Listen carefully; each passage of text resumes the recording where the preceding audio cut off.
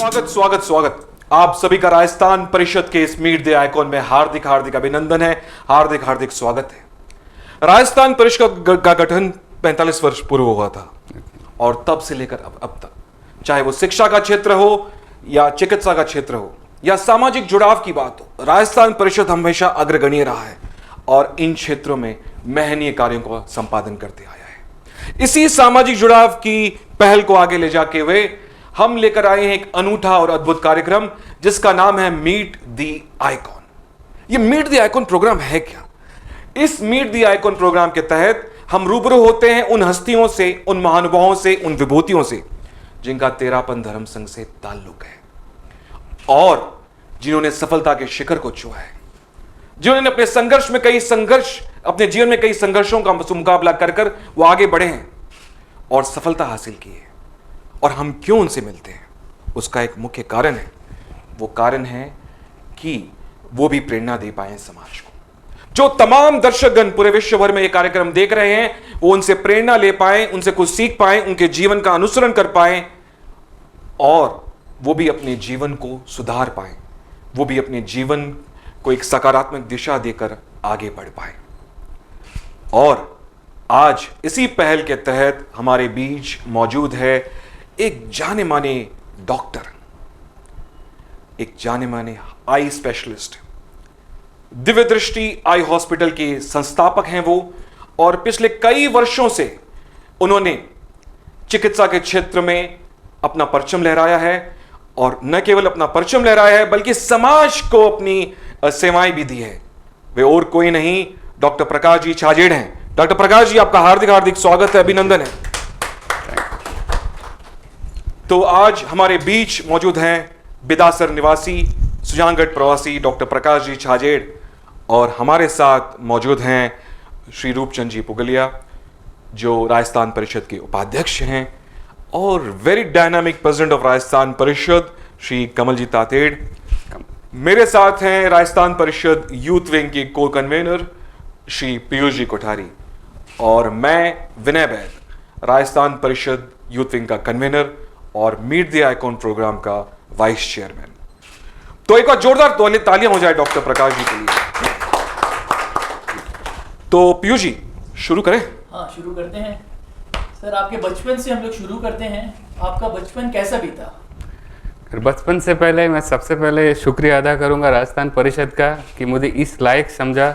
और एक्चुअली हम चारों भाइयों का आने का बात था लेकिन समहाउ दो भाई नहीं है, बड़े भाई जी यही है। और आइकन तो मुझे नहीं लगता कि मैं आइकन के कोई भी एंगल से कैटेगरी में आता हूँ। ये आप लोगों का बड़प्पन है कि इस लायक समझा मुझे और यहाँ बैठने का मौका दिया। और जहाँ तक बचपन की बात है, बचपन शायद एक ऐसा पड़ाव होता है ज़िंदगी का, कोई भूल नहीं सकता है। और मुझे लगता है शायद हमारा बचपन थोड़ा एकदम ही अलग ही था क्योंकि हम लोग जहाँ रहते थे वहाँ पे हम लोग इकलौते मारवाड़ी थे। ना तो बिजली थी ना पानी था, नल वाला पानी या गाड़ी घोड़ा कुछ नहीं था। हमारा आने जाने का साधन या तो आप पैदल जा सकते हो या नदी जो नौके से पार कर सकते हो। और उस समय एक ही चीज़ खलती थी कि ज़िंदगी में एक सपना यही रहता था कि ज़िंदगी में कभी ट्यूबलाइट में पढ़ाई करेंगे और कभी पक्की सड़क में साइकिल चलाएंगे। गाड़ी की मन में भी नहीं आती थी कि साइकिल पक्की सड़क में चलाना है और ट्यूबलाइट में पढ़ाई करनी है। तो वो सपना 10वीं के बाद ही पूरा हुआ जब हम हमारे गांव मनभरी से अभयपुरी आए। और मुझे लगता है वो ट्यूबलाइट की वजह से शायद मैं आज डॉक्टर बनाऊं।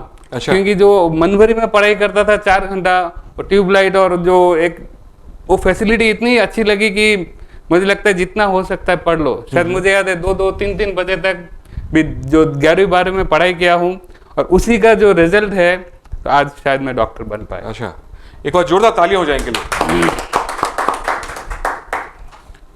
आपने बचपन में ये सपना सोचा कि मुझे डॉक्टर बनना है? नहीं, डॉक्टर का ख्याल मोस्टली इसलिए आया था कि हमारे गांव में कोई डॉक्टर था नहीं और छोटी से छोटी बीमारी में हमको याद है कि वहाँ गांव में जैसे साफ सफाई होती नहीं थी।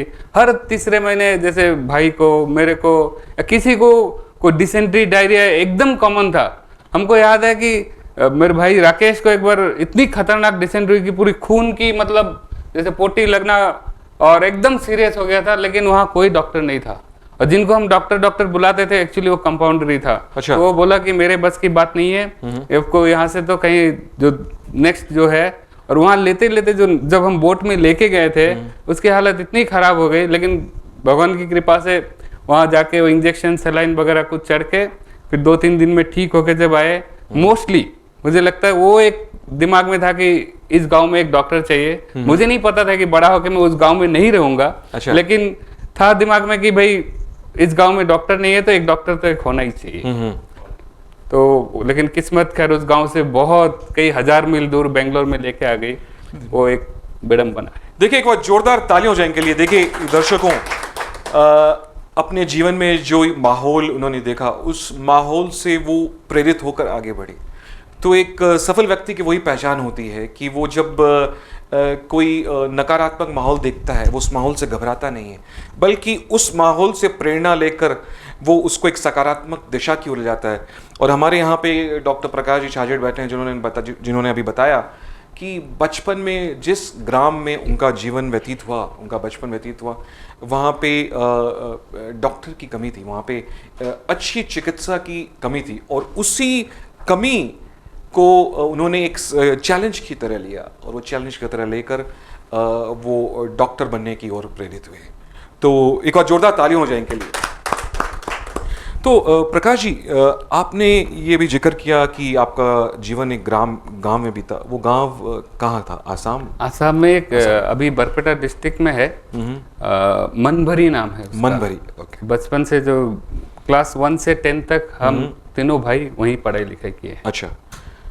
तो ये बचपन में आपके परिवार का माहौल क्या था? आपने आपके माता पिता से आपने क्या संस्कार ग्रहण किए? क्या धार्मिक माहौल था या फिर धार्मिक? जैसे गांव में तो खैर कभी महाराज वगैरह कोई पधारे नहीं, लेकिन जो हमारे दादाजी जहाँ रहते थे वहाँ पे महाराज और का आना जाना, अभयपुरी नाम है। अच्छा। जहाँ काको साहब, बाबू साहब, बंगाई गाँव अभयपुरी रहते थे, वहाँ पे महाराज का काफी रहता था। और जब भी आते थे हम लोग गाँव से मम्मी और के साथ महाराज के दर्शन करने आते थे, रास्ते की सेवा वगैरह बचपन से ही।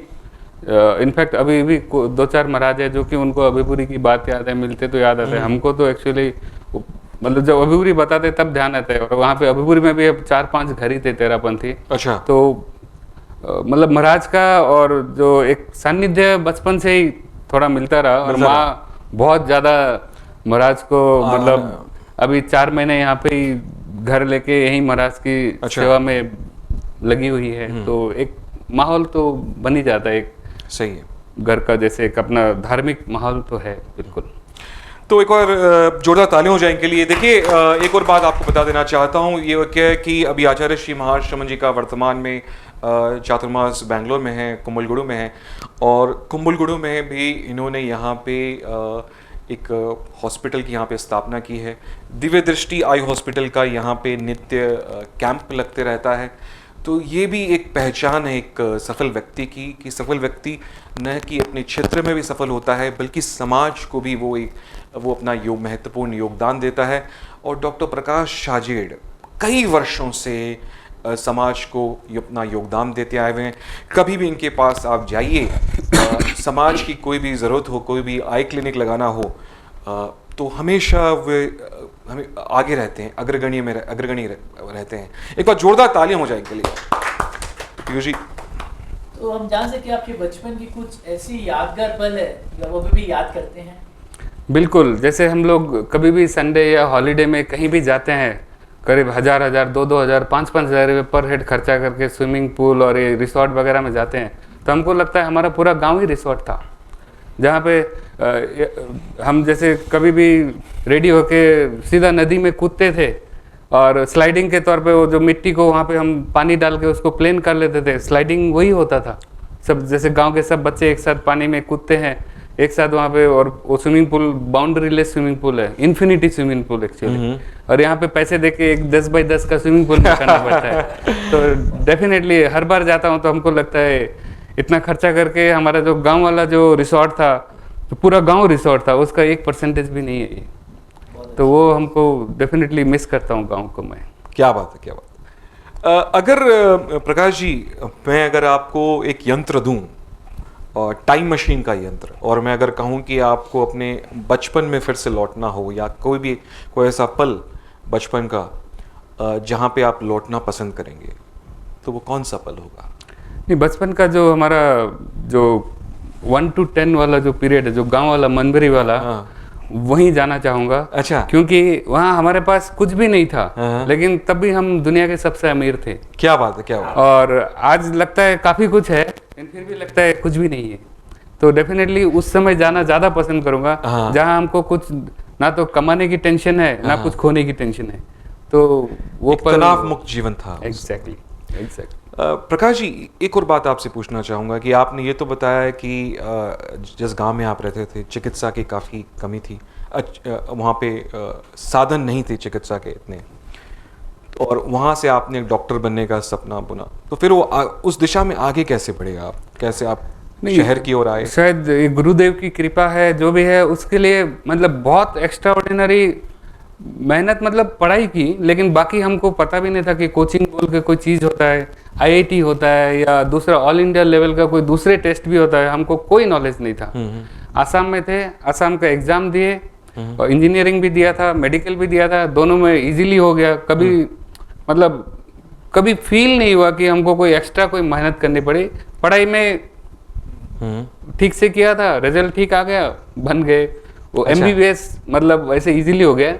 रियल जो मेहनत आई आंख के डॉक्टर बनने में, हाँ, जो एमबीबीएस के बाद करीब 3 साल काफ़ी मेहनत करनी पड़ी, जो अच्छा। पोस्ट ग्रेजुएशन का एंट्रेंसेस क्लियर करने में। वो हम 2.5 साल लगभग दिल्ली में बैठ के सिर्फ पढ़ाई किए, कम से कम 20-30 एग्जाम दिए होंगे, और लगभग सब में ही फेल हुए, और एक में जब पास होके फिर अच्छा। आगे की पढ़ाई फिर करनी। तो 2.5 साल खाली पढ़ाई में कम से कम 30-40 एग्जामों में फेल हुए। अच्छा, लेकिन फिर भी आपने हिम्मत नहीं हारी, और आप नहीं, क्योंकि देखते रहते हैं कि ये जो 10-20 लाख बच्चे देते हैं, उसमें 5,000 बच्चे पास होता है, तो फेल होना कोई मतलब ये नॉर्मल सी बात है, उसको हम लोग बिल्कुल सीरियसली नहीं लेते। अच्छा। टेंशन, डिप्रेशन, फ्रस्ट्रेशन होता है, हाँ। लेकिन पता है कि हमारे जैसे लाखों और भी है, तो ठीक है, नंबर कभी ना कभी आ ही जाता है, कभी लेट आता है, कभी जल्दी आता है। एक बार जोरदार ताली हो जाएंगे लिए। देखिए, एक सफल व्यक्ति की यही पहचान होती है कि चाहे हार का सामना करना पड़े, चाहे कितनी भी कठिनाइयाँ आए, लेकिन सफल व्यक्ति उसे एक चैलेंज की तरह लेता है और पीछे मुड़कर नहीं देखता। जिस तरह डॉक्टर प्रकाश शाह ने यहाँ पे फरमाया, यहाँ पे कहा कि काफ़ी एग्ज़ाम्स में ये फेल हुए, लेकिन वो फेल होना उनके लिए कोई डिप्रेशन का कारण नहीं बना। उन्होंने वहाँ पे अपनी यात्रा रोकी नहीं, वे आगे बढ़े और आगे बढ़कर अपने आप को एक सफल आई सर्जन के रूप में स्थापित किया। तो डॉक्टर प्रकाश जी, ये मैं आपसे ये भी जानना चाहता हूँ कि आपने आई सर्जन बनने का सफ़र तो आपने बताया, उसके आगे प्रैक्टिस आपने कहाँ से कब शुरू की? हाँ, उसमें भी काफ़ी उतार चढ़ाव रहे। शुरू के कुछ दिन कुछ ज़्यादा ही खराब रहे, बेंगलोर के खासकर, और उसमें लगभग उसमें 3-4 साल का बहुत ज़्यादा स्ट्रगल रहा, और इनफैक्ट बहुत ज़्यादा हताश और निराश भी हो गया था कि ऐसा लग रहा था कि शायद 10 रुपये भी ज़िंदगी में कमा पाऊंगा कि नहीं। तो मैं इसमें एक आदमी का नाम लेना चाहूँगा जिनको शायद मैं हर दिन याद करता हूँ, और मुझे लगता है शायद मैं आज जिंदा हूँ तो शायद उनकी वजह से। वो नाम है हमारे जेपी जैन साहब। अच्छा। जो महावीर जैन नेत्रालय के प्रेसिडेंट है। हालांकि उनको नहीं मालूम होगा इतना कुछ, की बैकग्राउंड में इतना कुछ हो गया उनकी वजह से, क्योंकि जब 3 साल में बेरोजगारी घूम रहा था यहाँ पे, तो मुझे कहीं पता चला कि जैन नेत्रालय में कोई नौकरी खाली हुई है। तो मैं गया था, तो उन्होंने बोला नहीं अभी तो फुल है, 2-3 दिन में कोई एक डॉक्टर छोड़ने वाला है, तब होगा तो आपको बुलाएंगे। तो फिर वहाँ से मैं फिर निराश होकर चला गया, लेकिन जाते ही 5 मिनट में फ़ोन आया उनका कि नहीं वो डॉक्टर 2 दिन बाद जा रहा है, तो आना है तो कल से ज्वाइन कर लो। तो मैं बोला ठीक है कल से आता हूँ। तो पूछे कि सैलरी कितना? मैं बोला सैलरी नहीं, आप मुझे जो भी दोगे, क्योंकि अभी तक तो 1 पैसा कम मिला नहीं है, तो आप जो भी दोगे वो मेरे लिए ज़्यादा ही है। तो उन्होंने बोला सबको 8,000 देते हैं, आपको 8,000 मिलेगा। ये 2005 की बात है। तो वो 8,000 में मेरे लिए 80,000 या 8 लाख से ज़्यादा था। अच्छा। क्योंकि उससे पहले तक मैंने जो 4 साल में 1 पैसा भी नहीं कमाया था। तो वो 8,000 मिलने के बाद मुझे एक कॉन्फिडेंस तो आ गया कि मैं कुछ कमा हो सकता सकते हूँ। हैं। करेक्ट। और वो जो शुरू हुआ, और उसके बाद समझ लीजिए सब फैमिली और गुरुदेव की कृपा से सब बढ़िया ही बढ़िया है। क्या बात है। पीछे मुड़ के और जो भी है, मैं कह रहा हूँ जो है वो बहुत ज्यादा है, तो इसलिए मैं हर दिन एंजॉय करता हूँ, हर दिन जीता हूँ। तो और जेपी जैन साहब को मैं इनफैक्ट शायद ही कोई दिन होता है मैं उनको याद नहीं करता। क्या बात है, क्या बात है। एक बार जोरदार ताली हो जाए। देखिए डॉक्टर प्रकाश जी ने जैसे फरमाया कि एक स्ट्रगल का दौर था उनके जीवन में, लेकिन उस स्ट्रगल के दौर में उन्हें एक मार्गदर्शक मिला, उन्हें अपने जीवन में एक ऐसा व्यक्ति मिला जिन्होंने उनकी काबिलियत पर विश्वास किया और उन्हें आगे बढ़ने का मौका मिला। और आज भी वे उस व्यक्ति को का स्मरण हमेशा नित्य प्रतिदिन करते हैं। तो this is the quality of a successful person कि चाहे वो कितना भी सक्सेसफुल हो जाए, that person is always humble and down to earth and modest, to give credit to that person who has contributed a lot in his life, and that is what Dr. Prakash Chandracharya did at this point of time. उन्होंने JP Jain जो इनके जीवन में आए उनके प्रति आभार व्यक्त किया। तो एक और जोरदार तालियां हो जाए आपके लिए। पीयूष जी, चलिए परिवार के बारे में अपने चलते हैं। तो आपकी सफलता के पीछे आपके परिवार का कितना योगदान था? नहीं, वो तो देखिए मतलब 100% ही है, क्योंकि जब बता रहा था गांव में जब हालत ऐसी थी कि फाइनेंशियली इतनी ख़राब थी, लेकिन कभी जैसे फील नहीं हुआ कि भाई बुक के लिए पैसे नहीं है, या भाई खाने के पैसे नहीं है, या पढ़ाई मत करो, दुकान में बैठो काम करो। मम्मी पापा सब ने यही बोला कि भाई तेरे को पढ़ना है, बाकी जो भी है जैसा है चलता रहेगा। और भाई राकेश, उसका बहुत बड़ा योगदान रहा, जैसे मेडिकल की पढ़ाई के बाद जो आगे की आँख की पढ़ाई वगैरह है वो भाई की सपोर्ट से ही हुआ है। तो फैमिली का सपोर्ट तो खैर उसके बिना तो मतलब इम्पॉसिबल था, ये बिल्कुल इम्पॉसिबल था। तो प्रकाश जी एक और बात आपसे पूछना, आपने फैमिली सपोर्ट कर बताया, तो नाउ एग्जिस्टिंग आपकी जो बेटर हाफ है वो how is her influence in your life? I mean because as a eye surgeon definitely आपका जो शेड्यूल रहता है काफ़ी हेक्टिक रहता है। नहीं, मेरा शेड्यूल से पहले जो शादी के शुरू के जो 5-6 साल जो बताया मेरे स्ट्रगलिंग पीरियड था। और अच्छी बात कहूँ या ट्रेजेडी कहूँ, मैं शादीशुदा भी था। अच्छा। तो वो जो 4-5 साल उसको पैसे तो देने के सवाल ही नहीं उठते, तो इनफैक्ट मैं ही उससे पैसे लेता था, उसको सिलामी उलामी जो भी मिलता था घर से। अच्छा। क्योंकि अपने बेसिक खर्चे भी मेरे को उससे या भाई और से ही लेना पड़ता था। तो लेकिन वो 5 साल भी मुझे कभी महसूस नहीं कराया कि तुम कुछ नहीं कमाते हो या you are not giving anything.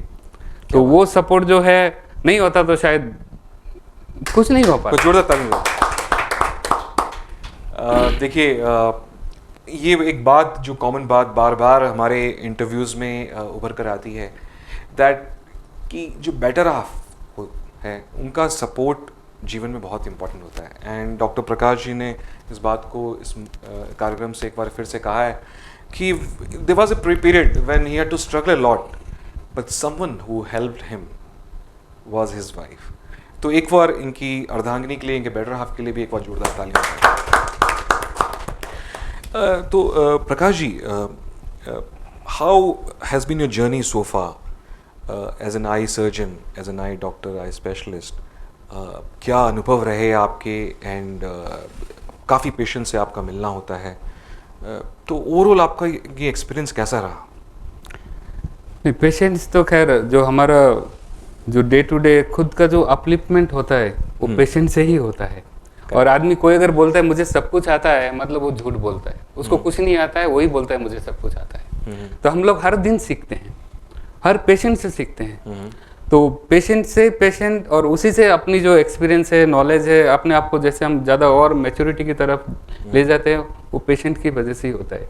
और जो क्लिनिकल नॉलेज है वो जैसे उसका सबसे बड़ा इन्फ्लुएंस रहा गुवाहाटी का श्री शंकरदेव नेत्रालय का। अच्छा। जो मैंने जो बेसिक जो एक सर्जिकल जो एज ए मैं खुद को सर्जन जो बोलता हूँ, वो सर्जरी जो मैंने टेक्निक सीखी है वो मैंने शंकरदेव नेत्रालय गुवाहाटी से सीखी है। अच्छा। और वहाँ मेरे जो गुरु, मेरे मेंटर है डॉक्टर हर्षा भट्टाचार्य जी, वो मेरे गाइड थे और अभी भी है। इनफैक्ट कभी भी कोई दिक्कत होती है मैं सबसे पहले फ़ोन उनको ही घुमाता हूँ। अच्छा। और doctor Prakash ji, if I compare अभी जो आई एलिमेंट्स हैं, it has been increasing day by day, and आप is that because of lifestyle changes? क्या है इसके कारण? इसका जो सबसे ज़्यादा इम्पोर्टेंट कारण स्क्रीन टाइम है। जो मोबाइल का एक्सेस यूज़, अच्छा। उससे भी आँख की प्रॉब्लम बहुत बढ़ रही है। आप किसी को भी पूछ लीजिए, किसी को आँख में दर्द, आँख में जलन बहुत कॉमन बात है। और इसका 90% कारण ये मोबाइल और टीवी है, मेनली मोबाइल। तो ये, और प्लस लाइफ स्टाइल का तो जो आजकल, क्योंकि मोबाइल ज़्यादा यूज़ होता है तो लोग आदमी एक्सरसाइज नहीं करते, बाहर खेलते नहीं है, तो उससे भी जो ओवरऑल बॉडी का डेवलपमेंट होना चाहिए, जो फिजिकल फिटनेस होना चाहिए, वो नहीं है। ज़्यादातर आज की जो यंग जनरेशन है, एक मोबाइल एडिक्शन काफ़ी बढ़ गया है। नहीं, ये मैं, आप लोग चीज़ को कितना सीरियसली लेते हो, लेकिन मैं बता रहा हूँ ये कोई भी कैंसर से ज़्यादा खतरनाक है। अच्छा। क्योंकि कैंसर 10 में 1 आदमी को होता है, ये 100 में 100 को हो रहा है, तो ज़्यादा सीरियस कौन सा हुआ? डेफिनेटली। और इसमें प्रॉब्लम क्या है, कैंसर होता है आदमी सीरियसली लेता है, हाँ मैं बीमार हो गया, कुछ करना है। इसमें बीमार है लेकिन उसको पता ही नहीं है। तो इसको जब आदमी खुद समझेगा नहीं कि इसको कैसे यूज़ करना है, तो ये प्रॉब्लम बहुत सीरियस ही है। अच्छा। आदमी 2-2, 4-4 घंटे ऐसे ही वेस्ट कर देता है और उसको लगता है वो एंजॉयमेंट किया है। वो एक्चुअली अपना बहुत बहुत कीमती टाइम करेक्ट वेस्ट किया है। And it's increasing in kind of it's an epidemic. Yes, 100%. Serious epidemic. But government has not taken initiative so far.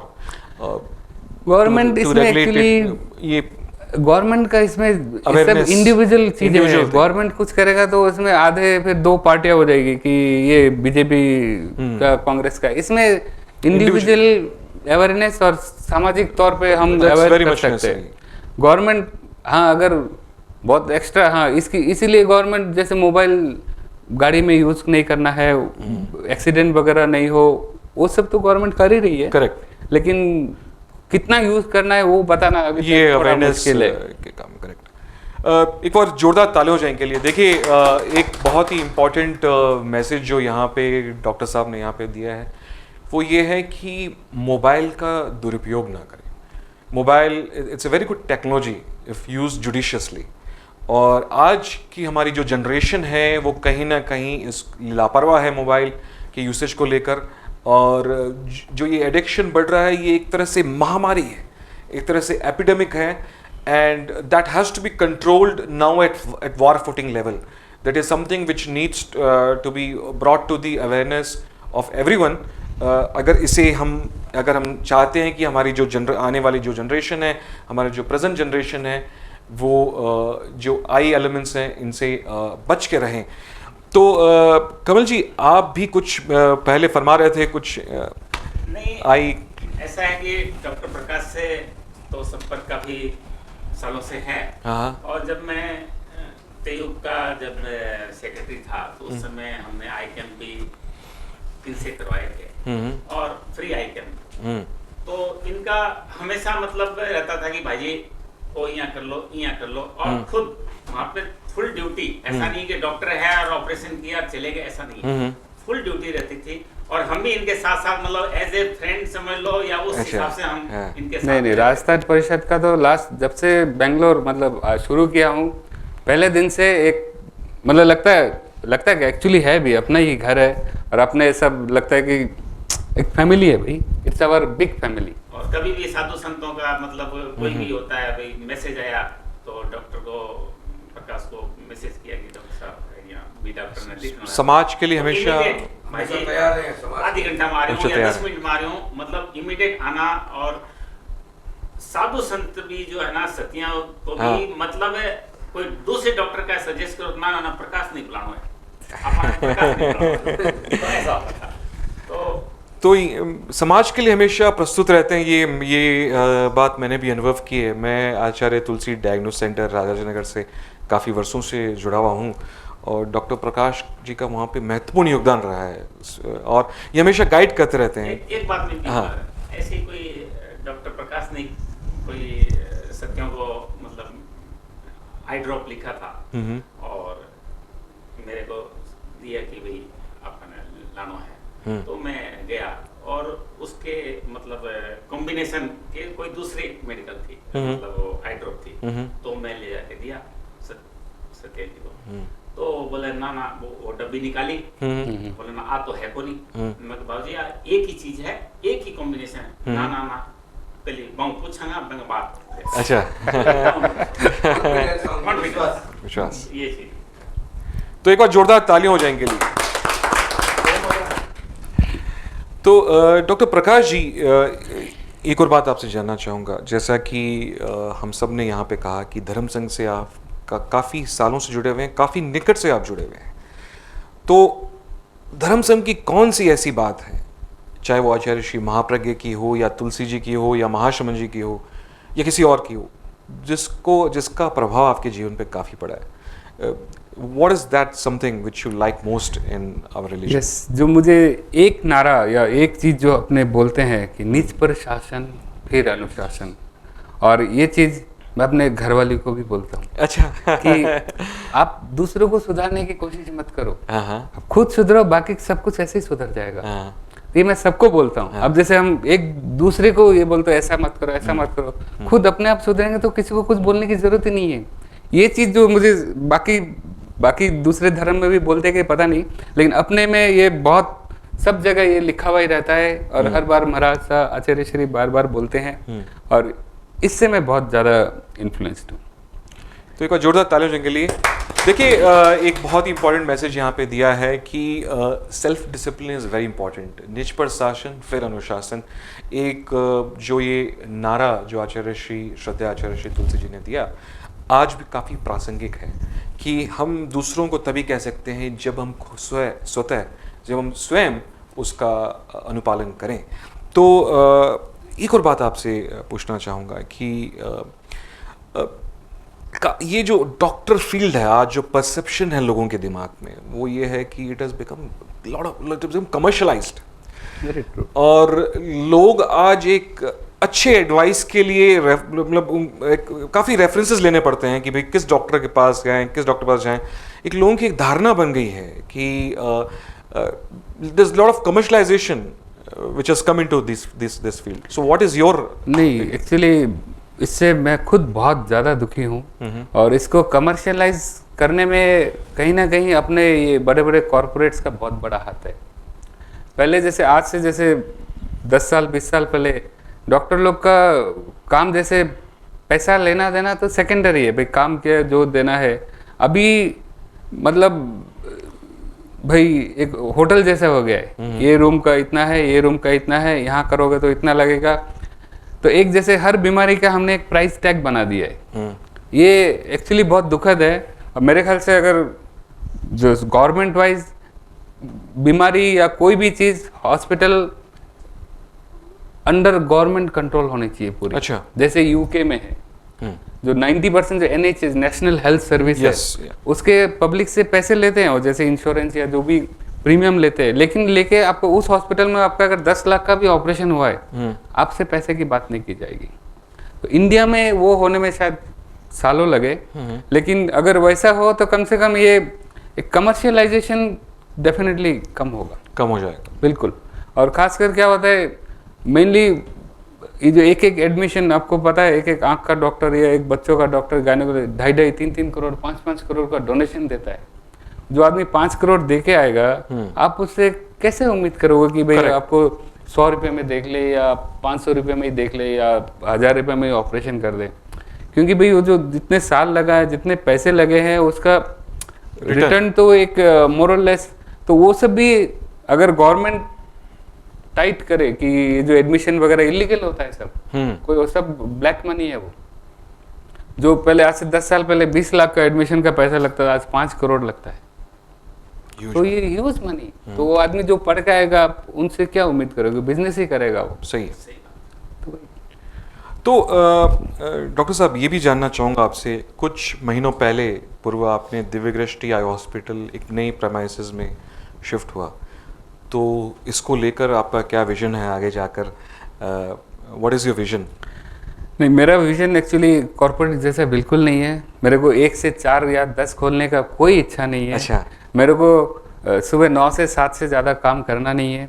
और मेरा पेशेंट देखूँ नहीं देखूँ, मैं सुबह फुटबॉल ज़रूर खेलता हूँ, रात को बैडमिंटन ज़रूर खेलता हूँ। तो ये दोनों चीज़ जब हो जाता है, मैंने लगता है कि हाँ दिन भर मैंने कुछ किया है। बाकी पेशेंट रहते हैं, work life balance is very important. ठीक है। एक बार जोरदार तालियां हो जाएंगे लिए। देखिए, बहुत ही इम्पॉर्टेंट बात कही इन्होंने कि for sustainability, long sustainability, it is very important to have a work life balance. उन्होंने यहाँ पे कहा, और उन्होंने ये भी कहा कि जो भी है उसमें संतोष है। और एक व्यक्ति में के जीवन में संतोष होना बहुत ही बड़ी बात है, और ये कहीं ना कहीं जीवन में निखार लेकर आता है। जैसे कि डॉक्टर प्रकाश जी के जीवन में जो निखार आया है वो हम सबके सामने है। तो डॉक्टर प्रकाश जी, अब आपसे ये भी पूछना चाहूँगा कि जो तमाम यूथ्स जो ये प्रोग्राम देख रहे हैं, हमारा जो ये प्रोग्राम है यूट्यूब के माध्यम से पूरे विश्व भर में प्रसारित होने वाला है, तो उनके लिए क्या मैसेज है, अगर कोई आप मैसेज देना चाहें उनको? यस, मैं ये कहना चाहूँगा कि अगर मुझे लगता है कि मैं आज जिंदा हूँ, तो मेरा जो स्पोर्ट्स का ही मेन कारण है। कि मैं जब बताया कि 4 साल जो मैं बेरोजगार था, कुछ नहीं कमाता था, लेकिन तब भी मैं दोनों टाइम खेलता था। अच्छा। तब भी मैं रात भर टेंशन में, फ्रस्ट्रेशन में मैं अगर नहीं सोया हूँ, लेकिन सुबह उठ के मैं और राकेश लॉन्ग टेनिस खेलने जाते थे। क्योंकि जो एटलीस्ट मेरे ख्याल से वही था कि जो मैं 3 साल 4 साल, एक उस समय जब बीवी हो, बच्चे हो, लेकिन स्पोर्ट्स कुछ था ऐसा जो कि मेरे रोज एक दिन, अगले दिन के लिए मैं वेट करता था। नहीं तो एक्चुअली ऐसा कुछ भी नहीं था कि मैं नेक्स्ट डे का वेट करूं। तो एक स्पोर्ट्स मेरे ख्याल से हर आदमी को, हर किसी को खेलना चाहिए। अच्छा। और जैसे सैटरडे संडे नहीं, हर दिन खेलना चाहिए, अगर हो सके तो दोनों टाइम खेलना चाहिए।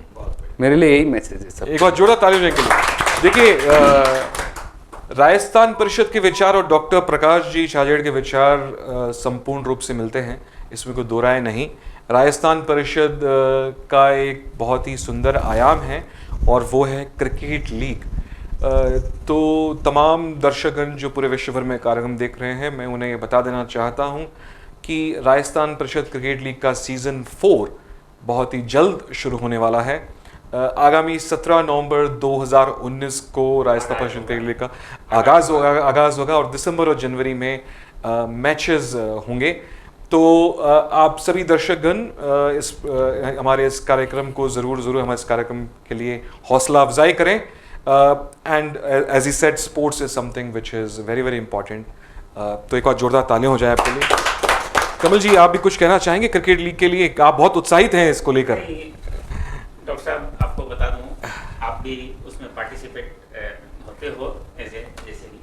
तो हमारा क्रिकेट लीग जो है, सब जैसा अभी विनय जी ने बताया, 17 नवंबर को हमारा आगाज़ होगा और 22 दिसंबर ओपनिंग सेरेमनी, 29 दिसंबर, 5 जनवरी, 12 जनवरी, 15 जनवरी और फाइनल हमने 19 जनवरी का रखा है।